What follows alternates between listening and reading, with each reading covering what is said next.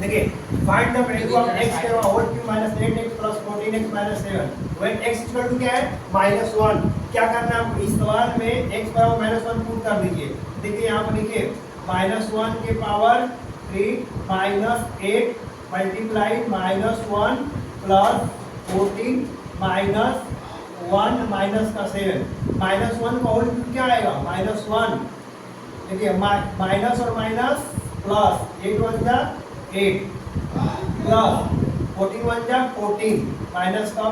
Minus क्या हो जाएगा आपका 14 माइनस का 7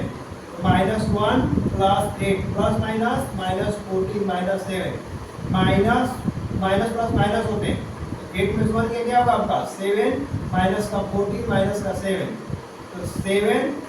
प्लस ये माइनस आपको क्या आएगा 21 माइनस में क्या आएगा आप यहाँ पर 21 माइनस करेंगे 7 तो क्या आ जाएगा आंसर बताइए 14।